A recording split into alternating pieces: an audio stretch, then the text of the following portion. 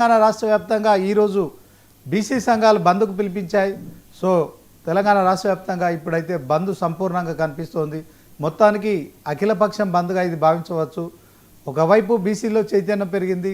ఖచ్చితంగా బీసీలకు 42% రిజర్వేషన్లు ఇవ్వాలని కాంగ్రెస్ కూడా చెప్తున్న నేపథ్యంలో ఓవరాల్గా తెలంగాణ రాష్ట్ర వ్యాప్తంగా కూడా మరి మొత్తానికి ఈ యొక్క స్థానిక సంస్థల ఎన్నికల్లో 42% బీసీలకు రిజర్వేషన్లు ఇచ్చి తీరుతామని ఒకవైపు కాంగ్రెస్ చెప్తోంది. మరొక వైపు బీజేపీ బీఆర్ఎస్లు కూడా ఖచ్చితంగా 42% మేము కూడా అంగీకరిస్తున్నామని చెప్పడం కావచ్చు. ఇదే క్రమంలో సో దానిపైన మరి 9G తీస్తూ కాంగ్రెస్ ప్రభుత్వం ఏదైతే చేసిన ప్రయత్నాలు ఏవైతే ఉన్నాయో హైకోర్టు స్టే ఇవ్వడం కావచ్చు, మొత్తానికి హైకోర్టులోనే తేల్చుకోవాలని చెప్పి కూడా సుప్రీంకోర్టు చెప్పడం కావచ్చు.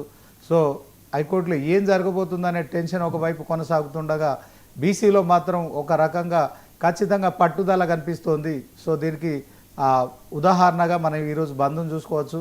సో హైదరాబాద్ నగరంతో పాటు రాష్ట్ర వ్యాప్తంగా కూడా మరి ఎక్కడికక్కడ బస్సులు బంద్ స్పష్టంగా కనిపిస్తోంది.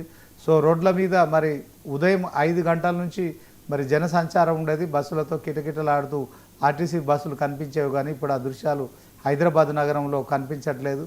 సో మొత్తానికి బీసీ సంఘాల బంద్కు ఆర్ కృష్ణయ్య నాయకత్వం వహిస్తున్నారు. అదే క్రమంలో జాజల శ్రీనివాస్ గౌడ్ వీళ్ళంతా కూడా మరి నేతృత్వం వహిస్తున్న నేపథ్యంలో మరి మిగతా బీసీ నాయకులు కూడా సంఘటితంగా కూడా మరి బంద్కు పాల్గొంటున్నారు. సో ఈ బంద్ను విజయవంతం చేయడంలో తెలంగాణలోని బీసీలంతా కూడా మరి ఖచ్చితంగా ఈ బంద్ను సంపూర్ణంగా విజయవంతం చేసే ఆలోచన అయితే స్పష్టంగా కనిపిస్తోంది. ఈరోజు పరిస్థితిని చూసినట్టయితే ఇక స్థానిక సంస్థల ఎన్నికలు ఎప్పుడు వస్తాయనే దాని పట్ల ఒక అయోమయం అయితే కొనసాగుతోంది. ఇక